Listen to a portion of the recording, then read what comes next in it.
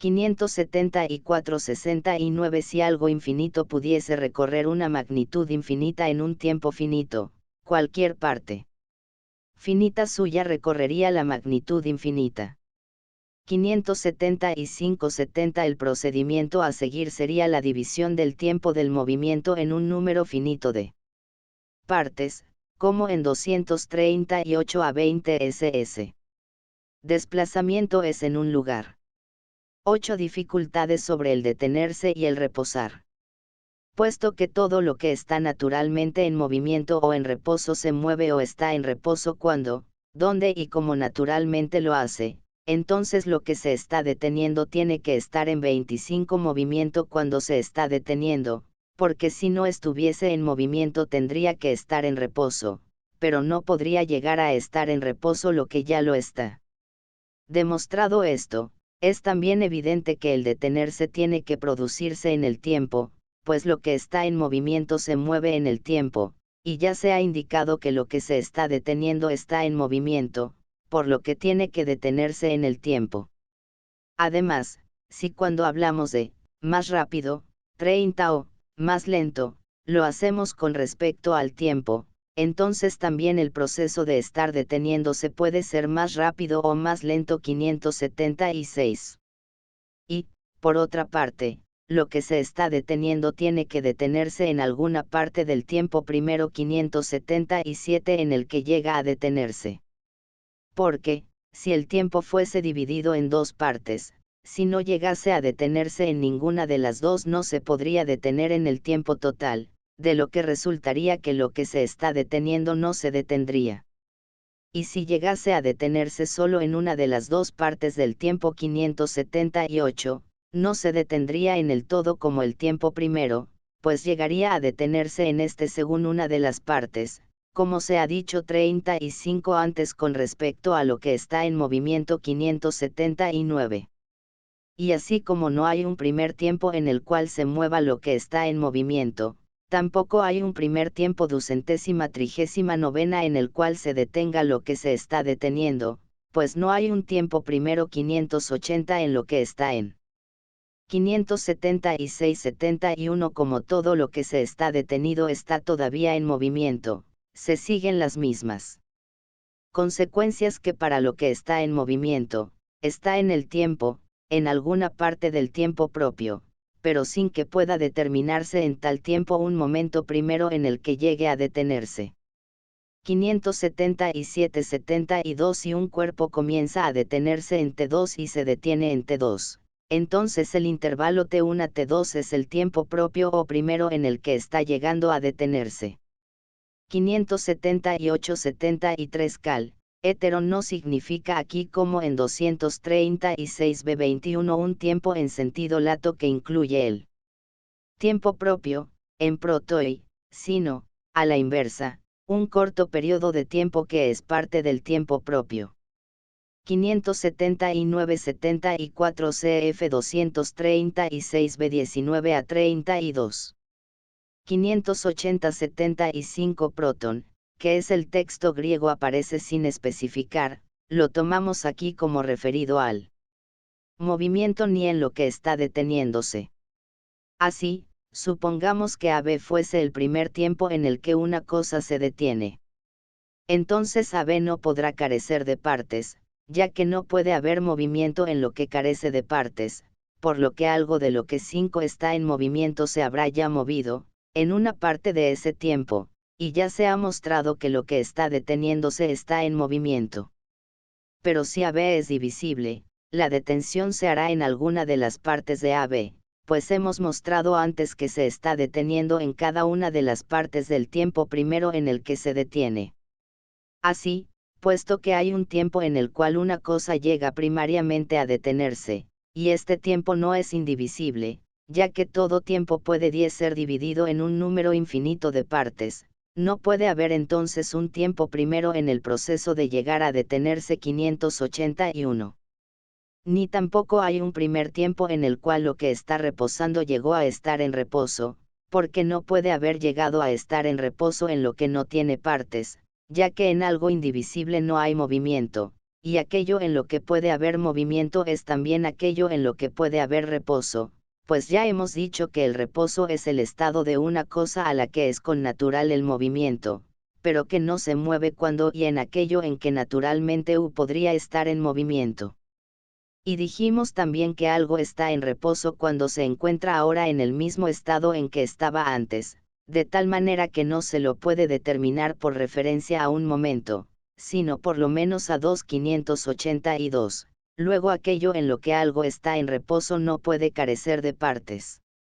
Pero si es divisible, tendrá que ser un periodo de tiempo y la cosa estará reposando en cada una de sus partes, como puede mostrarse de la misma manera que en los casos precedentes 583. Por consiguiente, no puede A20 ver una primera parte del tiempo en la cual llegó a estar en reposo. La razón de esto está en el hecho de que todo lo que tiempo, pero también se lo podría referir al movimiento o a la detención, pues el sentido no cambia, ya que están mutuamente implicados.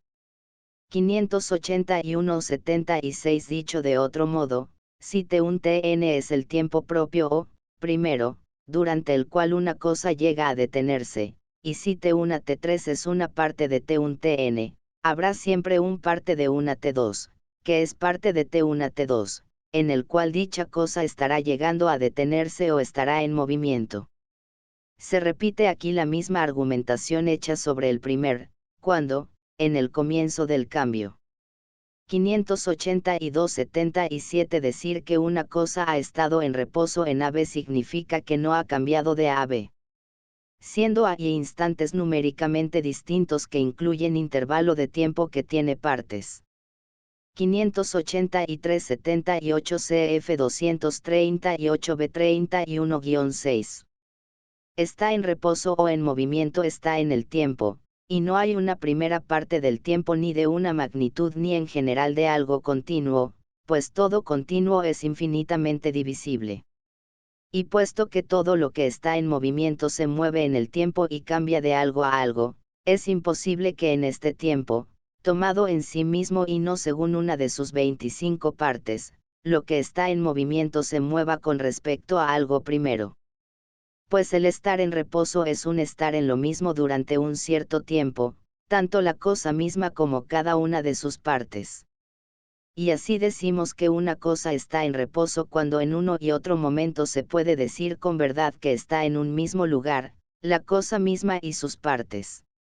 Y si esto es estar en reposo, es imposible que algo 30 que cambie esté como un todo sobre una cosa particular en el tiempo en que primariamente cambia, pues como todo tiempo es divisible, se podrá decir con verdad que en una y otra parte de ese intervalo la misma cosa y sus partes estarán en el mismo lugar. Porque si no fuera así y la cosa solo estuviese en un, ahora, no en el intervalo entre dos, ahores, entonces no estaría en el mismo lugar en ninguna parte del tiempo, sino solo en un límite del tiempo. Así, 35 aunque en él, ahora, la cosa esté siempre respecto de algo, no está sin embargo en reposo, pues en un, ahora, no puede 239 haber movimiento ni reposo 584, pero aunque sea verdad que en él, ahora, no hay movimiento sino solo un estar respecto de algo, no es posible que una cosa esté en reposo con respecto a algo durante el tiempo de su cambio, porque si así fuera se seguiría que lo que está en movimiento estaría en reposo. 584-79 Lo que está en movimiento nunca cubre exactamente un objeto en reposo definido durante una parte del tiempo propio de su movimiento, sino que tiene que hacerlo necesariamente en algún instante indivisible, pero un instante indivisible no es, como se ha visto, un periodo de tiempo, por tanto no puede haber reposo ni movimiento en un instante. 9 Falacias de la indivisibilidad. Refutación de Zenón 585. 5 Zenón cae en un paralogismo cuando dice, si siempre todo lo que está en algún lugar igual a sí mismo está en reposo, y si lo que se desplaza está siempre en un, ahora, entonces la flecha que vuela está inmóvil. 586. Esto es falso, pues el tiempo no está compuesto de ahores, indivisibles, como tampoco ninguna otra magnitud está compuesta de indivisibles. Zenón formuló 4 supuestos sobre el movimiento 10 que han producido gran perplejidad en cuantos han intentado resolverlos. Según el primero, el movimiento es imposible, porque lo que se moviese tendría que llegar a la mitad antes de llegar al término final 587. Ya lo hemos discutido antes. 585-80 Las únicas fuentes de que disponemos sobre los célebres argumentos de Zenón contra el movimiento son Aristóteles y sus comentaristas neoplatónicos, recopilados en Diels Kranz A25-29 y Lee 17-36. Los 4 argumentos que siguen proceden por una reductio ad absurdum o ad impossibile, procedimiento introducido en filosofía por el propio Zenón, acaso inspirándose en la matemática pitagórica, y adoptado en la academia como modelo de argumentación refutatoria, Elenchos. Es difícil saber con certeza contra quién estaban dirigidos. La hipótesis de que fue contra los pitagóricos parece la más aceptable, aunque Ross y otros dan buenas razones para suponer que fue contra Empédocles. Las 2 primeras paradojas argumentan según la hipótesis de la divisibilidad infinita y las 2 restantes según la hipótesis contraria. Para una visión de conjunto de estas paradojas, de su significación y de sus posibles soluciones, véase Ross, Aristotle's Physics, páginas 71-88, 655-666, W. C. Salmón, editorial, Xenos Paradoxis, Indianapolis, Nueva York, 1970, véase también M. Stokes, One and Many in Presocratic Philosophy, Washington, 1971. Páginas 176-198. 586-81 Primera presentación de la paradoja, la flecha que vuela no se mueve, en la cual parece darse. Por supuesto que cualquier parte finita de tiempo consta de una serie de infinitos instantes o, ahores, indivisibles consecutivos. Así, en cada instante la flecha está donde está, es decir, no puede moverse en cada hora, pues para ello se requeriría que el ahora tuviera partes, luego ninguna distancia puede ser recorrida en una hora Amers. Aristóteles niega el supuesto de que el tiempo esté compuesto, sin keitai, de ahores, cf. capítulo 2. Ya en 234-24 ss. Se adujo que el movimiento no puede describirse como si tuviera lugar en un ahora, y en 238b-36 se argumentó que no puede haber un ahora, primero ni último del movimiento. 587-82 Argumento de la dicotomía, el movimiento es imposible, porque, si el espacio es divisible hasta el infinito, un móvil que parte del punto A para llegar al punto tendrá que recorrer antes la mitad de la trayectoria, pero para que eso sea posible tendrá que alcanzar antes la mitad de la mitad, y así ad infinitum, pues la línea siempre es divisible por 2, tendría entonces que recorrer un número infinito de puntos, lo cual es imposible en un tiempo finito. El argumento parece suponer que la suma de un número infinito de tiempos finitos tiene que ser infinita, por lo que el proceso no se acabaría nunca.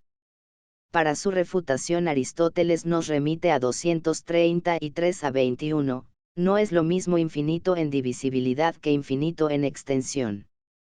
Recurre, pues, a su célebre distinción entre lo potencial y lo actual, como dirá en 263-28, en un continuo hay un número infinito de mitades, pero solo en.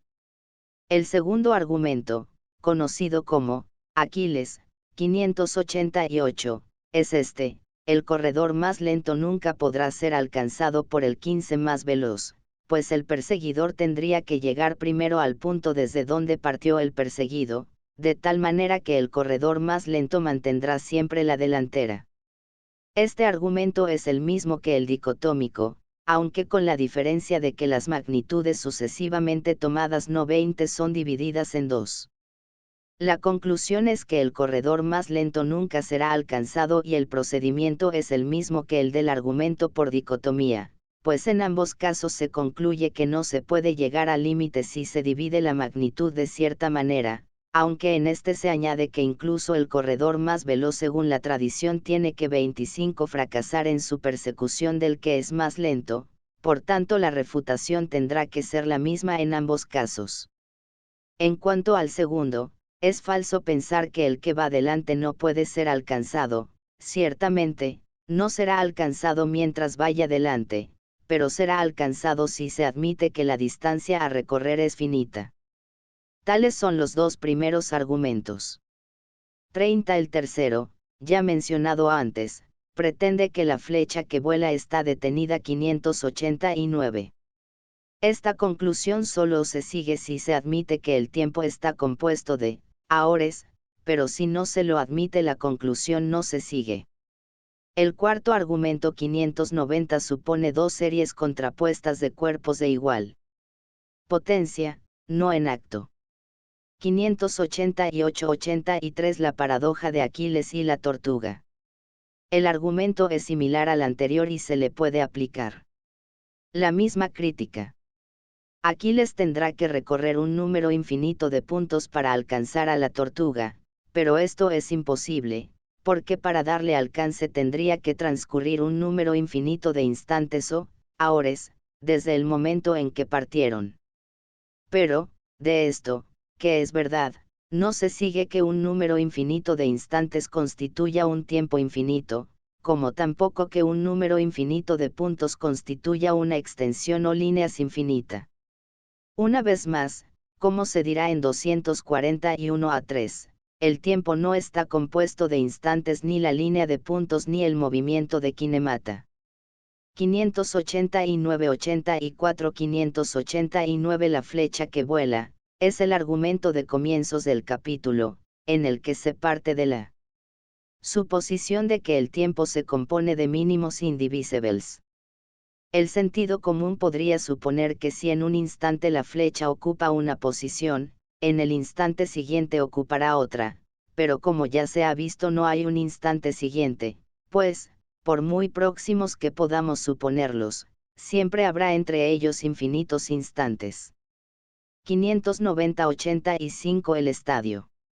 El argumento supone que hay tres series o grupos paralelos de Okoi, masas o cuerpos, en un estadio, una inmóvil y las otras moviéndose en dirección contraria y a igual velocidad, se moverán en número y magnitud, dispuestos desde uno y otro de los extremos de un estadio hacia su punto 35 medio, y que se mueven en dirección contraria a la misma velocidad. Este argumento, piensa Zenón, lleva a la conclusión de que la mitad de un tiempo es igual al doble de ese 240 a tiempo. El paralogismo está en pensar que un cuerpo ocupa un tiempo igual en pasar con igual velocidad a un cuerpo que está en movimiento y a otro de igual magnitud que está en reposo, pero esto es falso. Por ejemplo, sean a cuerpos en reposo de igual magnitud, cuerpos en 5 movimiento de igual número y magnitud que los A y que parten desde un extremo de los A, y sean cuerpos en movimiento iguales en número, magnitud y velocidad que los y que parten desde el otro extremo. Se siguen entonces tres consecuencias. En primer lugar, cuando los y los se crucen entre sí, el primer 10 habrá alcanzado al último C en el mismo momento en que el primer C haya alcanzado al último B. En segundo lugar, como en ese momento el primer C habrá pasado a todos los pero solo a la mitad de los A, su tiempo en pasar a la mitad de los A será la mitad del tiempo ocupado para pasar a todos los B, ya que el primer C, dice Zenón, tendrá que ocupar un tiempo igual para pasar a cada uno de los B que para pasar a cada uno de los A.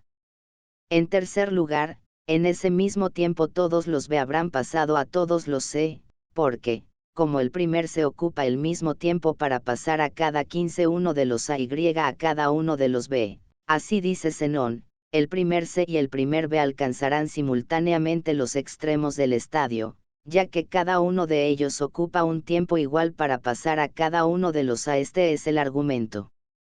Su conclusión, sin embargo, se apoya en cesa doble velocidad entre sí que con respecto a la serie inmóvil.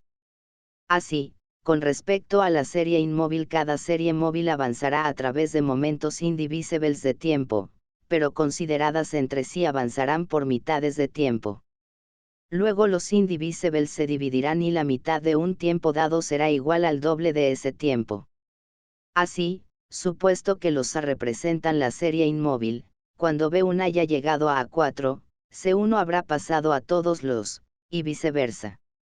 Luego, traducidas las distancias a unidades de tiempo, resultará que, por una parte, con respecto a la serie de los A, las series de los I y de los C tardarán la mitad de tiempo en cruzarse, y por otra que el tiempo ha sido igual. Según otra interpretación, la pregunta pertinente es, ¿cuándo se cruzan B1 y C1? Supuesto que A1, A2, A3, A4 son a su vez momentos o instantes consecutivos. Respuesta: no tiene sentido la suposición, pues entre dos hipotéticos instantes adyacentes habrá siempre un número infinito de otros instantes.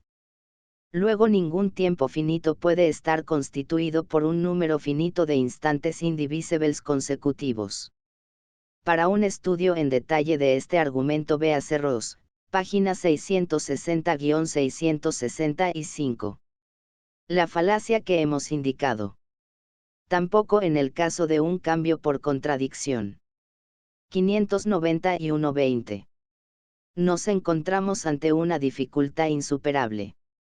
Así, por ejemplo, si una cosa está cambiando del no blanco al blanco, pero no es todavía ni uno ni otro, no será entonces ni blanca ni no blanca.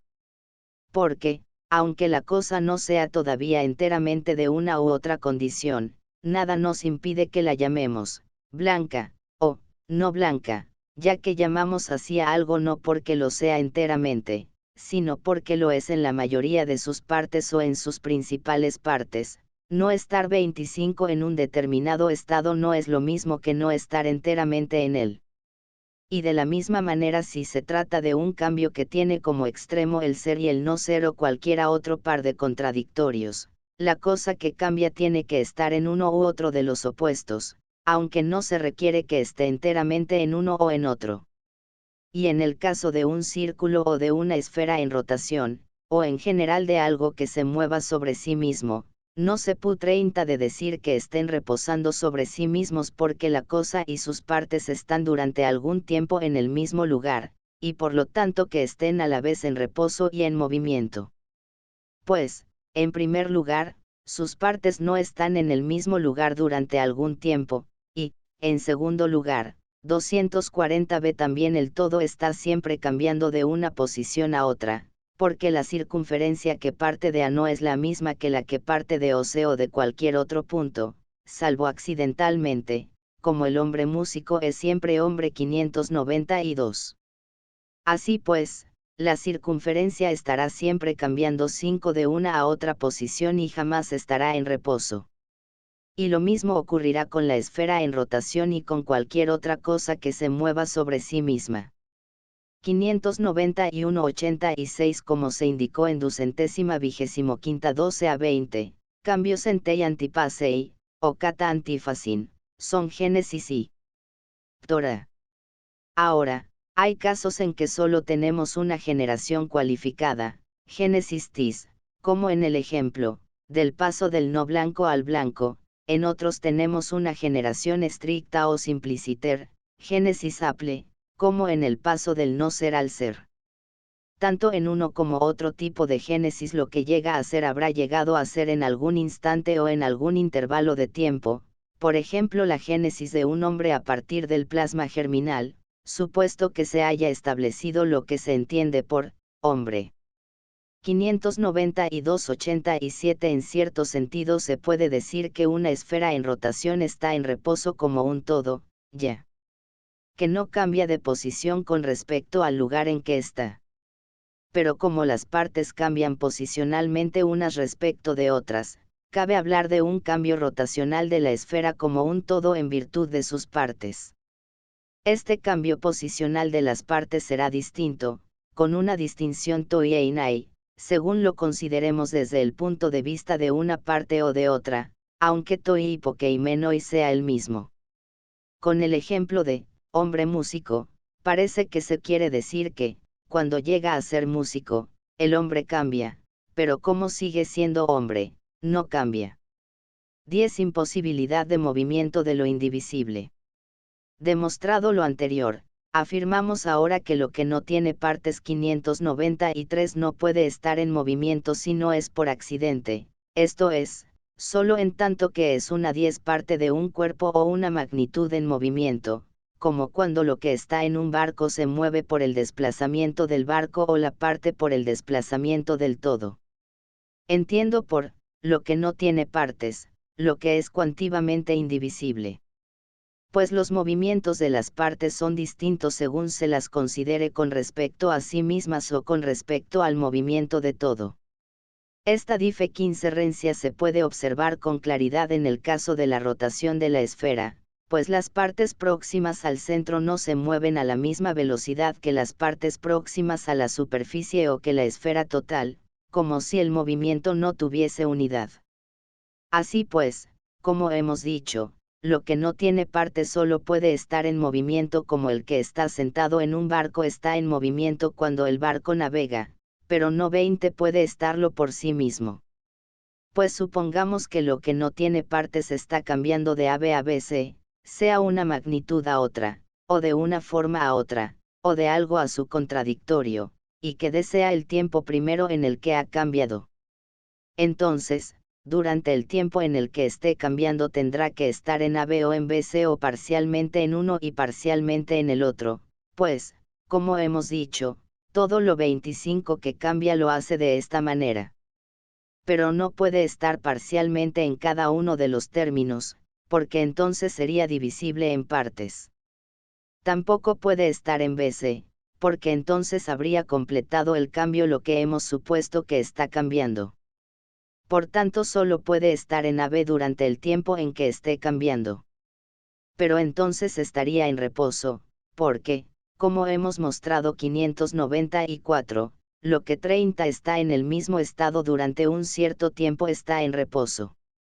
Por consiguiente, lo que no tiene partes no puede estar en 593-88. Aristóteles continúa discutiendo los supuestos de la argumentación de Zenón, es decir, que hay mínimos atómicos, igual a indivisibles, constitutivos del tiempo, el espacio, los movimientos y los cuerpos, como en el caso de la paradoja del estadio, en la que todos los elementos que entran en juego son indivisibles, el espacio, el tiempo, incluso los sokoi.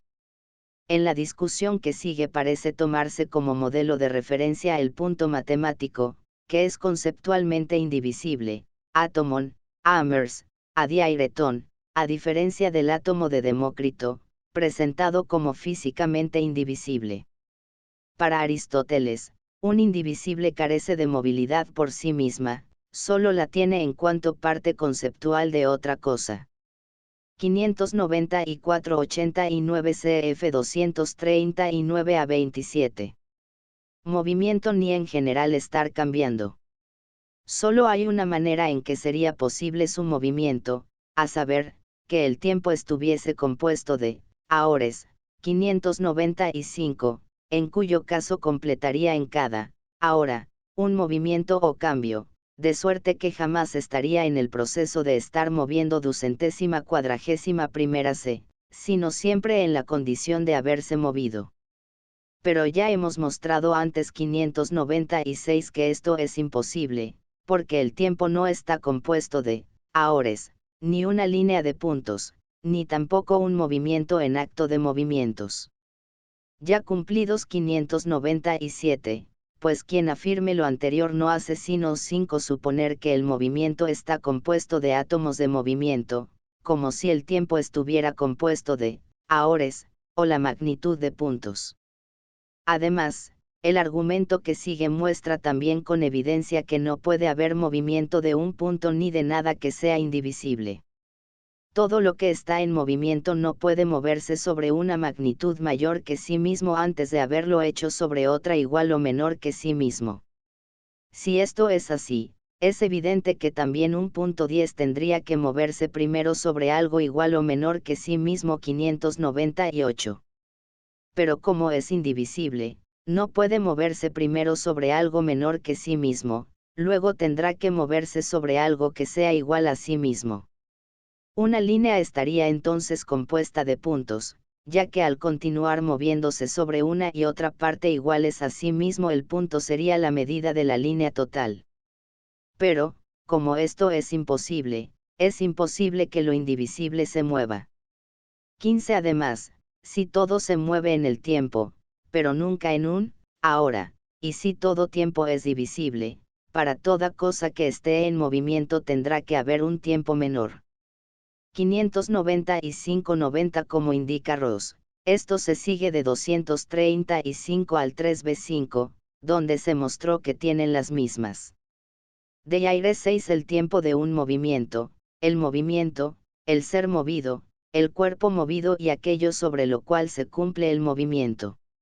Así, solo podría haber un cuerpo movido indivisible si hubiese un tiempo indivisible.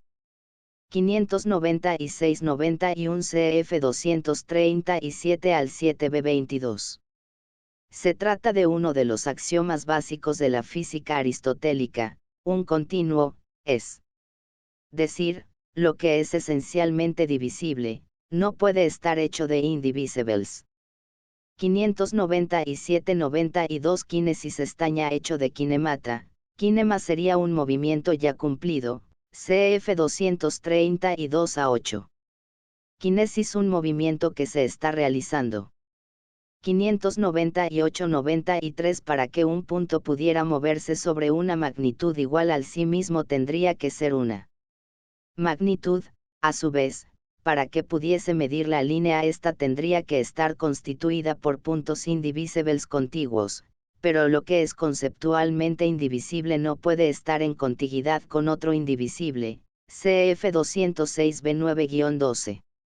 Que el tiempo ocupado para moverse sobre una distancia igual a sí mismo, pues este tiempo menor será el intervalo de tiempo en el que tiene lugar el movimiento, porque todo lo que está en movimiento lo hace en el tiempo y ya hemos mostrado que todo tiempo es divisible.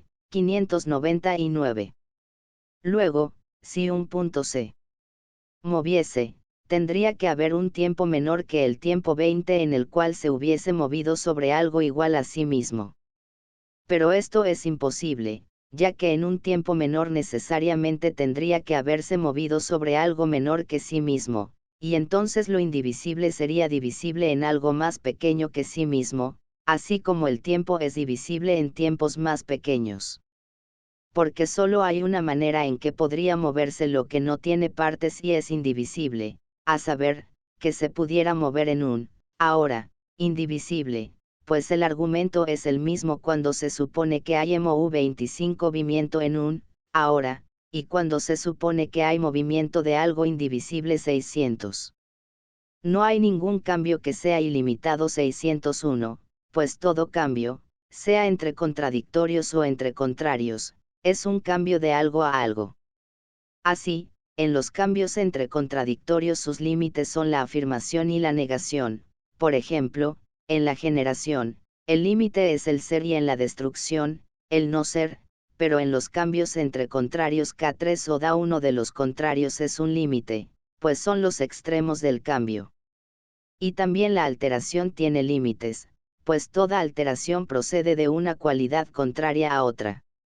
Y de la misma manera en el caso del aumento y la disminución, 241b pues el límite del aumento es la magnitud extrema de una cosa según su naturaleza propia y el límite de la disminución es la pérdida 602 de esa magnitud. 599-94 CF 232b 23-233 al 0. 695 El argumento recuerda la polémica con Zenón: solo podría haber un movimiento en un indivisible si fuese posible un tránsito indivisible en un ahora indivisible. Pero, como ningún tránsito puede ser indivisible, no puede haber movimiento en un ahora. Luego ningún indivisible puede estar per se en movimiento. 601-96 Apeiro significa aquí, y en lo que resta del capítulo, lo que no tiene límite, peras, lo, y limitado, más bien que, infinito, en el sentido del libro 3. 602-97 Nótese aquí el uso de éxtasis, vocablo que se suele traducir por, fuera de sí, y en este caso significa, alejamiento, apartamiento, por tanto, pérdida, de magnitud.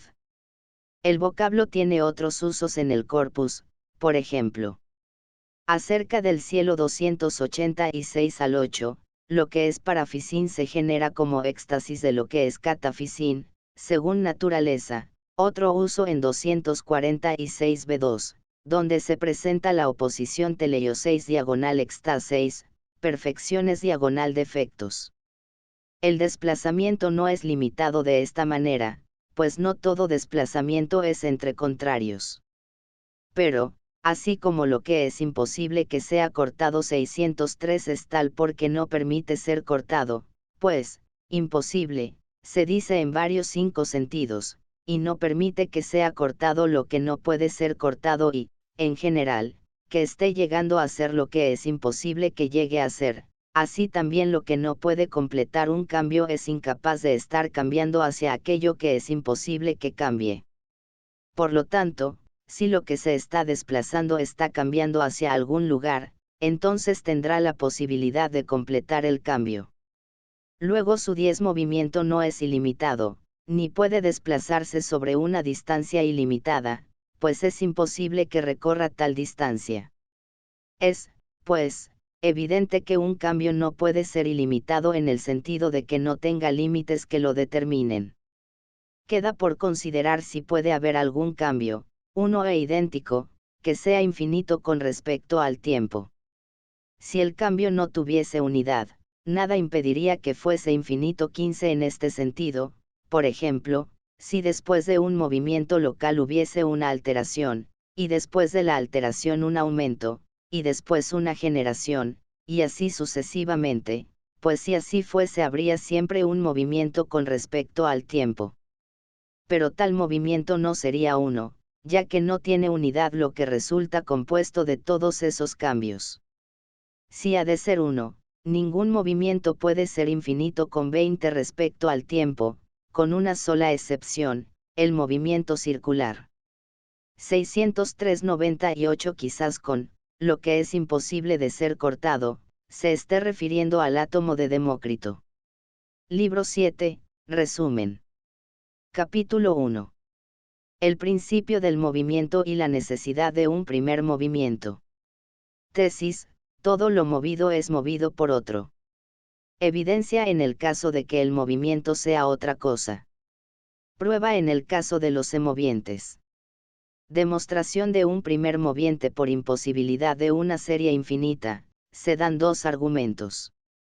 Capítulo 2. Lo que mueve y lo que es movido tienen que estar en contacto. Necesidad de contacto directo entre el movimiento y lo movido. A. Evidencia en el caso del movimiento local, reducción de sus 4 formas a 2, tracción y empuje. B. Evidencia en la alteración. C. Evidencia en los cambios cuantitativos. Capítulo 3. Solo hay alteración según las cualidades sensibles. Para que haya alteración tiene que haber una afección sensible.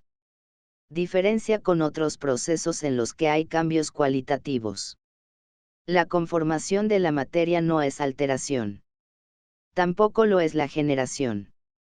Tampoco los hábitos, corporales o mentales, son alteraciones, sino consecuencia de ellas. Capítulo 4.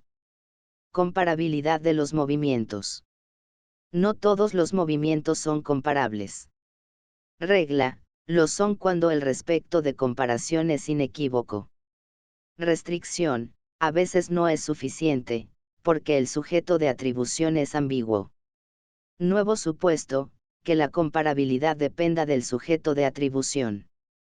Objeción: los atributos tendrían un significado único.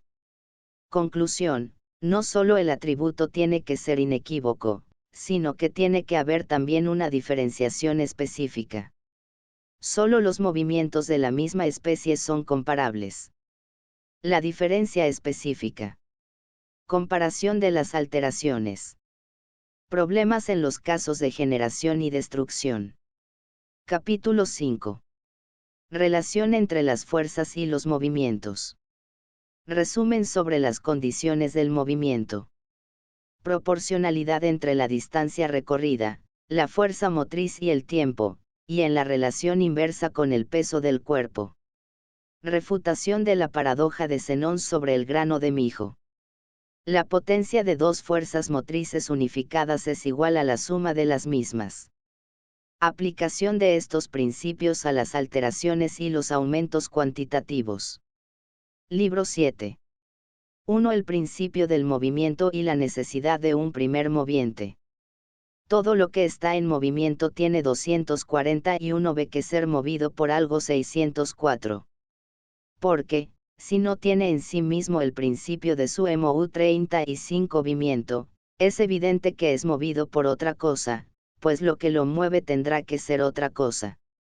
Pero si lo tiene en sí mismo 605, tomemos a C para indicar lo que se mueve por sí mismo y no por el movimiento de alguna de sus partes. Ahora bien, primero, suponer que AC está en movimiento por sí mismo porque se mueve como un todo y no es movido por nada externo es 40 como si, en el caso de que D mueva a F y esté, a su vez en movimiento, se negase que def que es movido por algo porque no es evidente cuál es la parte que mueve y cuál la que es movida.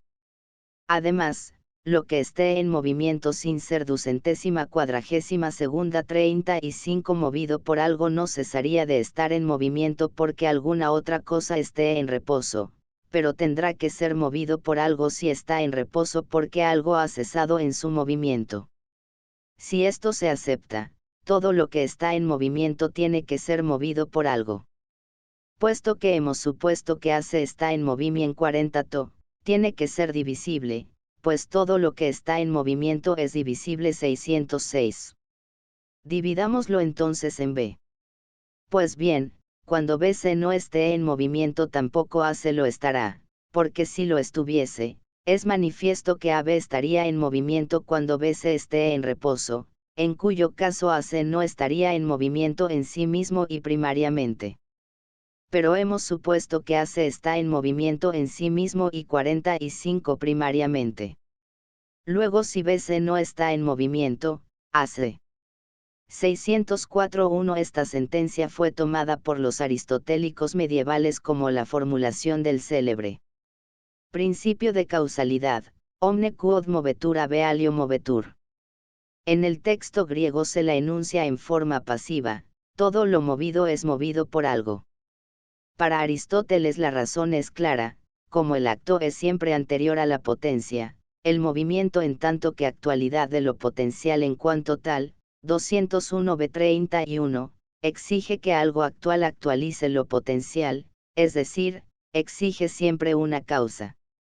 Es más, exige que esa causa esté en contacto persistente con lo movido, no solo en el momento inicial. Para el pensamiento moderno, en cambio, no todo movimiento tiene una causa, el movimiento inercial no tiene una causa en el sentido aristotélico del término. 605.2 La argumentación que sigue va dirigida contra Platón, Fedro. 245 C diagonal E. 606.3 F 240b8-241 a 26. Tendrá que estar en reposo. Pero hemos convenido que lo que está en reposo al no estar en movimiento alguna otra cosa tiene que ser movido por algo. Por consiguiente, todo lo que está en movimiento tiene que ser movido por algo, porque lo que está en movimiento siempre será divisible, y si una de sus partes no estuviese en movimiento, el todo tendrá que estar en reposo. 50 Y puesto que todo lo que está en movimiento tiene que ser movido por algo 607, si una cosa es movida con movimiento local por otra que está en movimiento, y esta que mueve es a su vez movida por otra que está en movimiento, y esta última por otra, y así sucesivamente, tendrá que haber entonces un primer moviente 608, ya que no se puede proceder hasta el infinito. Porque supongamos que no fuese así y que la serie siguiese hasta el infinito, que A sea movido por B, 55 por C, C por D, y que cada uno sea movido siempre por el que le es contiguo. Entonces, puesto que por hipótesis cuando el moviente está moviendo está también en movimiento, será necesario que los movimientos de lo movido y de lo moviente sean simultáneos, pues cuando lo moviente mueve, simultáneamente lo movido es movido, ese vice-60 denta entonces que los movimientos de A, B, C y de cada uno de los otros movientes movidos serán simultáneos. Consideremos entonces el movimiento de cada uno, y sea el movimiento de A, el de B sea Q, y los de C, D, etc., sean R, S, etc., pues aunque cada uno es movido por otro, podemos tomar el movimiento de cada cosa como siendo nu 65 méricamente 1, ya que todo movimiento va de algo a algo y no es ilimitado con respecto a sus extremos. Llamo, numéricamente 1, a aquel movimiento que va desde algo que es numéricamente 1 y el mismo a algo que es numéricamente 1 y el mismo en un tiempo numéricamente 1 y el mismo. Pues un movimiento puede ser el mismo en género, en especie o en número, es genéricamente el mismo 242b35 si pertenece a la misma categoría, por ejemplo a la de sustancia o a la de cualidad. Es específicamente el mismo si va desde algo específicamente el mismo a algo específicamente el mismo, por ejemplo de lo blanco a lo negro, o de lo bueno a lo malo, cuando no hay diferencia específica, es numéricamente el mismo si va desde algo numéricamente 1 a algo numéricamente 1 durante un mismo tiempo, por ejemplo de este blanco a ese negro, o desde este lugar a 40 ese lugar, y en 607.4 en lo que sigue se argumenta mediante una reductio ad absurdum de la hipótesis contraria. 608.5 aquí, como observa Comfort, nota ad hoc 2, 210, parece referirse Aristóteles a la doctrina de las esferas concéntricas, según la cual cada una es movida por la que le es exterior, tiene que haber, entonces, una última esfera del universo, un primer moviente en movimiento, 242b72, y más allá de ella un moviente inmóvil. Este tiempo particular, pues si fuera en otro tiempo, ya no sería un movimiento numéricamente 1 aunque fuese uno en especie. Ya hemos hablado antes de la unidad del movimiento 609. Consideremos ahora el tiempo en el que A se ha movido, y sea este tiempo. Si el movimiento de A es limitado, 45 también su tiempo lo será. Pero como hemos supuesto que los movientes y los movidos son infinitos, el movimiento de todos ellos, PQRS, será también infinito.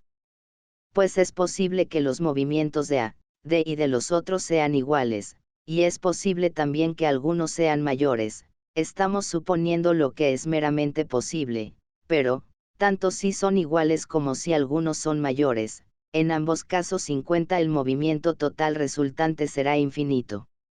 Y puesto que el movimiento de A y el de cada uno de los otros son simultáneos, el movimiento total se producirá durante el mismo tiempo que el movimiento de A que es limitado. Luego habría un movimiento infinito en un tiempo finito, lo cual es imposible.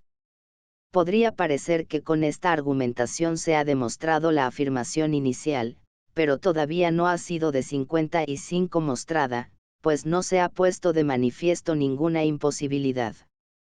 Porque en un tiempo finito puede haber un movimiento infinito, aunque no de una sola cosa sino de muchas.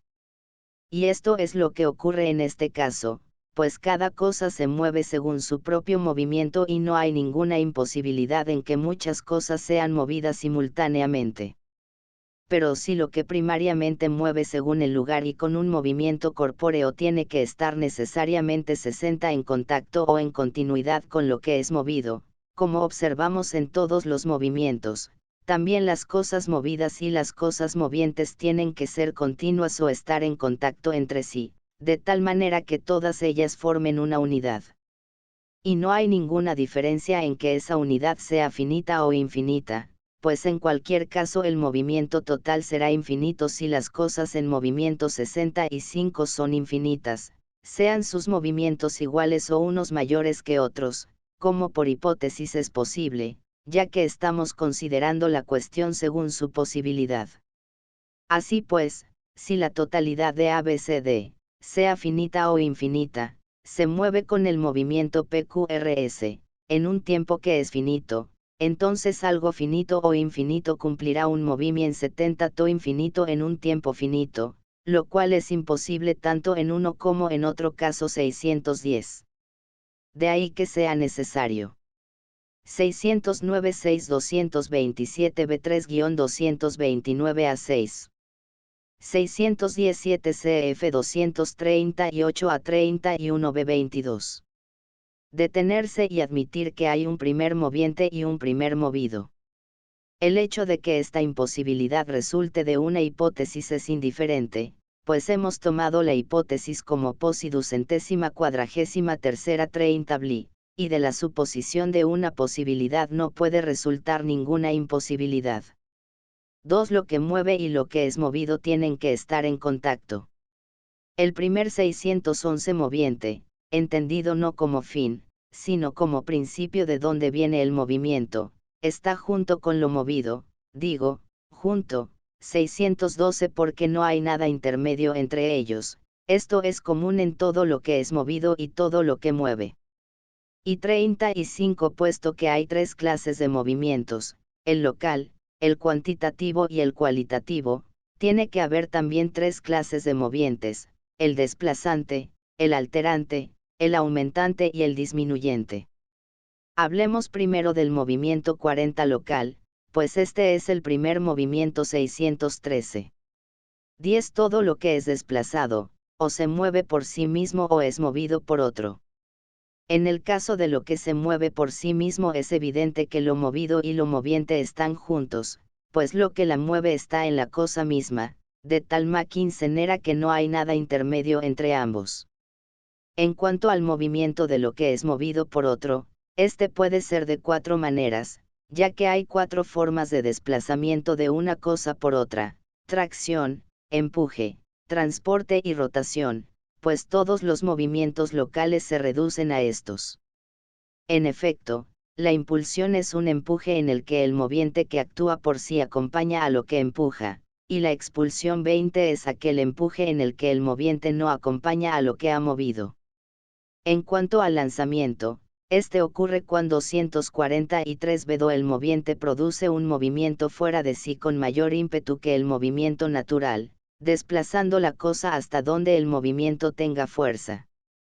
A su vez, la dilatación y la contracción son respectivamente modos de empuje y tracción, pues la dilatación es una expulsión, ya que es una expulsión desde sí mismo o desde otro, mientras que la contracción es una tracción, pues es una tracción hacia sí mismo o hacia otro. Por tanto también lo son sus especies, como cuando se estrecha o se ensancha un tejido, pues uno es contracción y otro dilatación. Y de la misma manera en el caso de las combinaciones y separaciones 614, pues todas. 611.8, primero, con el sentido de, próximo, inmediato. 612.9 véase la definición de, estar junto, ama, en 226 B21. 613.10 sobre L a por A como primer movimiento véase 260 a 20-261 B21. 614.11 al parecer, se refiere a Empédocles, Anaxágoras y los atomistas, para quienes la generación y la destrucción no eran más que combinación y separación, sin crisis cae diacrisis. Pero, para Aristóteles, lo combinado y separado en una generación y destrucción no permanece lo mismo, sino que se transforma en algo nuevo, por tanto no pueden ser mera combinación y separación. Son especies de dilatación o de contracción, excepto aquellas que tienen lugar en la generación y en la destrucción. Al mismo tiempo es evidente que la combinación y la separación no constituyen otro género de movimientos, pues todos pueden reducirse a los 4 ya mencionados. Además, la inspiración es una atracción y la expiración una impulsión. Y de la misma manera en el caso de la expectoración y de todos los otros movimientos corpóreos de rechazo o de absorción, pues unos son tracciones y otros expulsiones. 15. Hay que referir a esos 4 todos los demás movimientos locales, pues todos se reducen a ellos. Y de esos 4, también el transporte y la rotación se reducen a la tracción y el empuje. Pues el transporte tiene lugar según alguno de estos 3 modos: lo transportado se mueve por accidente, porque está en lo movido o sobre algo que es 20 movido, mientras que lo transportante transporta a lo que recibe una tracción o a lo que recibe un empuje o a lo 244 que recibe una rotación, y así el transporte es común a esos 3 movimientos. En cuanto a la rotación, es un compuesto de tracción y empuje, porque lo que hace rotar tiene que tirar de una parte de la cosa y empujarla a otra parte, ya que a una parte la aleja de sí y a otra la atrae hacia sí. Por consiguiente, si lo que empuja y lo que atrae están 5 juntos con lo que es empujado y lo que es atraído, respectivamente, es evidente que en el movimiento local no hay nada intermedio entre lo que mueve y lo que es movido. Pero esto también resulta evidente de las definiciones de empujar y atraer. Pues el empujar es un movimiento desde la cosa que empuja o desde otra hacia otra, y el atraer es un movimiento hacia la cosa que atrae o hacia otra desde otra. 10. Cuando el movimiento de lo que atrae es más rápido que el movimiento que separa a las cosas continuas entre sí, pues es así como se produce la atracción de una cosa por otra. Podría pensarse que hay otras maneras de atracción, pues no es así como la madera atrae al fuego. 615. Pero no hay ninguna diferencia si lo que atrae está en movimiento o está en reposo cuando está atrayendo, pues en el último caso atrae desde donde está y en el primero desde donde estaba. Ahora, un 15 moviente no puede mover a otra cosa, sea desde sí mismo hacia otra cosa o desde otra hacia sí mismo, a menos. 615-12 podría haber puesto el ejemplo de la atracción magnética, pero se le plantearía una dificultad. Pues parece una actio indistans en contradicción con su tesis de que un agente no puede actuar sobre algo si no está en contacto físico. Que 244b esté en contacto con ella. Así pues, es evidente que en el movimiento local no hay nada intermedio entre lo que mueve y lo que es movido. Pero tampoco hay nada intermedio entre lo alterante y lo alterado. Esto es claro por inducción, pues en todos los casos encontramos que la última parte de lo alterante y la primera de lo alterado están juntas. Porque 616 nuestro supuesto es que las cosas que experimentan una alteración se alteran según las llamadas cualidades efectivas. 617, pues la cualidad es alterada en tanto que es sensible, y los cuerpos se diferencian entre sí por las cualidades sensibles. En efecto, todo cuerpo se diferencia de otro por tener más o menos cualidades 5 bis de sensibles, o por tener las mismas cualidades en un grado mayor o menor, pero, en cualquier caso, lo que es alterado en cualidad es alterado por la acción de otro cuerpo que tiene las mismas características, pues estas son afecciones de alguna cualidad subyacente. Así, decimos de algo que se altera cuando se calienta o endulza o se condensa o se deseca o se vuelve blanco, refiriéndose tanto a las cosas inanimadas como a las animadas y, en el caso de las animadas, tanto a sus partes no sensibles como a las sensibles. Porque 10 también las sensaciones experimentan alteración de alguna manera, ya que una sensación en acto es un movimiento a través de un cuerpo, en el curso del cual la capacidad de sentir es afectada de alguna manera. Y en todas las cualidades en que puede alterarse lo inanimado puede también alterarse lo animado, pero no a la inversa, ya que lo inanimado no puede alterarse según las sensaciones. Además, el uno se 15 da cuenta de lo que le afecta, el otro no. Aunque nada impide 145 de que tampoco lo animado se dé cuenta de lo que le afecta cuando la alteración no se produce según la sensación. Así pues, si lo que se altera es alterado por las cosas sensibles, En todos los casos en que hay alteración es evidente que el extremo de lo alterante está junto con lo primero de lo alti 5 rado. El aire es continuo con lo que se altera, y un cuerpo lo es con el aire, un color es continuo con la luz, y la luz lo es con la vista. Fin de la parte 12. Importante, este libro es de dominio público, cortesía de dominiopublico.es.